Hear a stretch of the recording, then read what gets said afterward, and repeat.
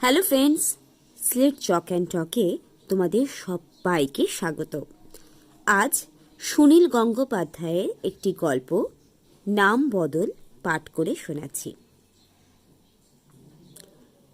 School থেকে বেরিয়ে ময়ূক জিজ্ঞেস করল, এখন কোথায় যাবি রে? নিলয় অবাক হয়ে বলল, কেন, বাড়ি যাব। তুই কোথায় যাবি? ময়ূক ভুরুকুচকে কি যেন চিন্তা করতে লাগলো। ময়ূখের মাথায় নানা রকম দুষ্টবুদ্ধি ঘোরে। স্কুল থেকে বাড়ি ফেরার সময় প্রায়ই সে ঘুরপথে যায়। একদিন রাস্তার দুটো ছেলের সঙ্গে ঝগড়া বাঁধিয়ে দৌড়ে একটা কারখানার মধ্যে ঢুকে পড়েছিল। ময়ূক বলল, আজ একটা কাজ করবি? মনে কর, এখন থেকে সন্ধে 6টা পর্যন্ত তোর নাম ময়ূক আর আমার নাম নিলয়। আমি নিলয় বসু আর তুই ময়ূক চ্যাটার্জি। নিলয় বলল, নাম বদলে কি করব? ময়ূক বলল, মনে কর এটা একটা খেলা। আজ বিকেলে আমরা এই খেলাটা খেলব। নিলয় বলল, আমি বাড়ি গেলে মা যখন নিলয় বলে ডাকবে তখন আমি কি করব, সাড়া দেব না? ময়ূক বলল, তুই কি বোকা রে, খেলাটা বুঝতে পারলি না? তুই ময়ূক হলে কার বাড়িতে যাবি? ময়ূকের বাড়িতেই যাবি। সেখানে কেউ তোকে নিলয় বলে ডাকবে না। আমি তোর বাড়িতে যাব? হ্যাঁ, আর আমি যাব তোদের ফার্ন রোডের বাড়িতে। তুই আমাদের বাড়ি চিনিস তো? হ্যাঁ, গিয়েছিলাম তো একদিন। কিন্তু তোর বাড়িতে আমি একা যাব, তুই সঙ্গে থাকবি না, সেটা কেমন হবে? সেটাই তো খেলা, গিয়ে দেখতে হবে কিরকম মজা হয়। ময়ূকের কথায় নিলয় আর আপত্তি করতে পারে না। এখন 4টে বাজে। 6টা, 6:15 মধ্যে বাড়ি পৌঁছলেও মা চিন্তা করবেন না। স্কুলের মাঠেই এখন ফুটবল খেলা হয়। ক্লাস 9-এর টিমে ময়ূক চান্স পায়নি, কিন্তু নিলয় খেলে। আজ অবশ্য ক্লাস 9-এর খেলা নেই। ময়ূকদের বাড়িটাই আগে। ট্রাম লাইনের পাশ দিয়ে একটা গলির মধ্যে ঢুকতে হয়। একটা 3তলা বাড়ির 3তলায় ময়ূকরা থাকে। মোড়ের মাথায় দাঁড়িয়ে ময়ূক পিঠ চাপড়ে বলল, যা, তুই ময়ূক চ্যাটার্জি হয়ে চলে যা। নিলয়ের বুকটা টিপ টিপ করছে কেন? এর আগে একদিনই মাত্র ময়ূকের বাড়িতে এসেছিল সে। সারা দুপুর ক্যারাম খেলছিল। ময়ূকের বাড়ির কারোর সঙ্গে বিশেষ দেখা হয়নি। শুধু ওর এক দিদি একবার ঘরে এসে খাবার দিয়ে গিয়েছিলেন। কিন্তু সেদিন যে ময়ূক সঙ্গে ছিল। সিঁড়ি দিয়ে নিলয় সোজা উঠে গেল 3তলায়। সাহসে ভর করে সে দরজায় বেল টিপল। একটু বাদে একজন বুড়ো মতন কাজের লোক দরজা খুলেই মুখ ফিরিয়ে চলে গেল। ছাই রঙের হাফ প্যান্ট আর সাদা শার্ট দেখেই হয়তো বোধহয় ধরে নিয়েছেন যে ময়ূকই এসেছে। নিলয়ও কিছু না বলে ভেতরে ঢুকে এলো। ডান দিকের ঘরটা ময়ূকের। সেই ঘরে ঢুকে নিলয় ভাবল, এবার কি হবে?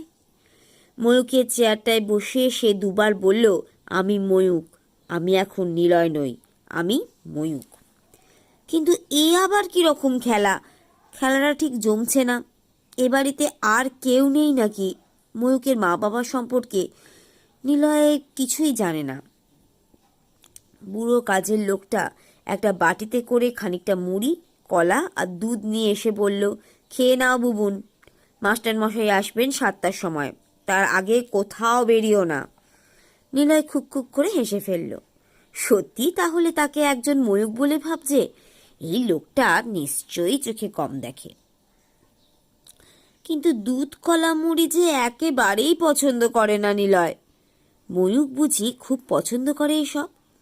নিলয় বাড়ি ফিরে রোজ 2খানা টোস্টের মাঝখানে 1খানা অমলেট দিয়ে স্যান্ডউইচ করে খায়। আজ সে ময়ূক সেজেছে, আজ তাকে মুড়িই খেতে হবে। বাড়ির ভিতরে কিসের যেন ঝনঝন একটা শব্দ হলো।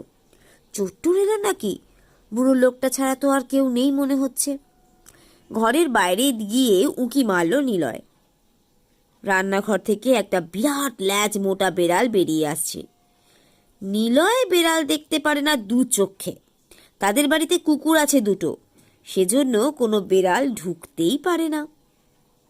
ময়ূক কি বিড়াল দেখে ভয় পায়? ময়ূক বেশ সাহসী। নিলয় এখন ময়ূক, তাকেও সাহসী হতে হবে। ঘরের কোণে একটা ছাতা রয়েছে, সেটা তুলে এসে বিড়ালটাকে বলল, হ্যাট হ্যাট। বিড়ালটা নিলয়ের দিকে জ্বলন্ত চোখে তাকিয়ে ফ্যাঁস করল, তারপর দৌড়ে পালিয়ে গেল। একটু পরেই সিঁড়িতে পদশব্দ পাওয়া গেল। খোলা দরজা দিয়ে ঢুকে গেলেন এক মহিলা, ময়ূকের দিদি। উনি একটা অফিসে কাজ করেন, এই মাত্র ফিরলেন। নিলয়কে দেখে তিনি বললেন, তুমি ময়ূকের বন্ধু না? আর একদিন এসেছিলে তো, সে কোথায়? নিলয় বলল, এখনো ফেরেনি। দিদি বলল, ওমা, এখনো ফেরেনি? তুমি একা বসে আছো? বসো, তোমার নাম কি? নিলয় মাথা নিচু করে বলল, ময়ূক।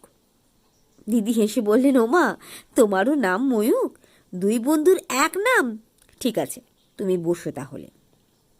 ব্যাস, খেলা তো হয়ে গেল। নিলয় ময়ূক হতে পেরেছে, তার প্রমাণও রয়ে গেল। আর এখানে বসে থাকার কোনো মানে হয় না। চেঁচিয়ে বলল, দিদি আসছে। তারপর এক ছুটে নেমে গেল সিঁড়ি দিয়ে। নিলয় বাড়ি ফিরে দেখল তাদের বাড়ি ভর্তি লোক। পাটনা থেকে মামা মামিমা এসেছে, নিয়ে এসেছেন 2 ঝুড়ি ভর্তি লিচু আর আম। দিদি আর জামাইবাবু এসেছেন কৃষ্ণনগর থেকে, তারা এনেছেন সেখানকার বিখ্যাত মিষ্টি সরভাজা।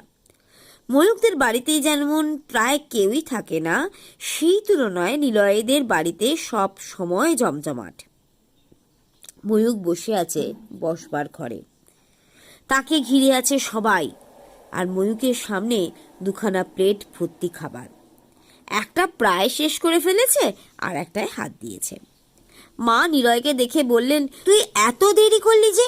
দেখ, তোর বন্ধু ময়ূক কতক্ষণ ধরে বসে আছে।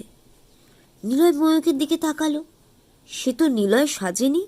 ওর নাম যে ময়ূক তা মা আগে থেকেই জানেন। ময়ূক এ বাড়িতে এসেছে অনেকবার। তাহলে আজকের খেলায় হেরে গেছে ময়ূক। নিলয় নাম বদলাতে পেরেছে, ময়ূক পারেনি। তবে কি খাওয়ার লোভেই ময়ূকের মাথায় এই বুদ্ধিটা এসেছিল? কোনো ক্রমে জেনে গিয়েছিল যে জয়দের বাড়িতে আজ অনেক লোক খাবার দাবার নিয়ে আসবে। লোভী কোথাকার। শান্ত শিষ্ট ভালো মানুষ সেজে সে দিব্যি খাবার খাচ্ছে। সে যে নিলয়ের কাছে খেলায় হেরে গেছে, সেজন্য লজ্জা নেই। মা বললেন, আজ তো দিদি পোলাও রাঁধবে, ময়ূককে আমি থেকে যেতে বলেছি, রাত্রিরে খেয়ে যাবে। ওর বাড়িতে একটা খবর দিতে হবে।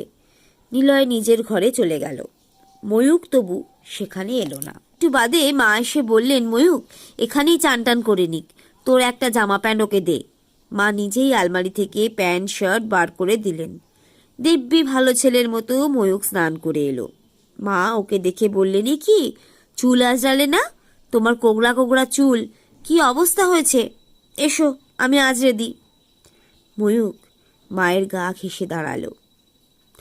নিলয় চেয়ে রইল সেদিকে। ময়ূক তার মায়ের স্নেহের ভাগ নিচ্ছে, তা নিক, ময়ূক তার প্রাণের বন্ধু। হঠাৎ নিলয়ের বুকটা ধক করে উঠল। ময়ূকের মা নেই, সেই জন্যই সে নিজের বাড়ি ফিরতে চায় না, এ বাড়িতে আসে। সেজন্যই সে আজ নাম বদলাতে চেয়েছিল।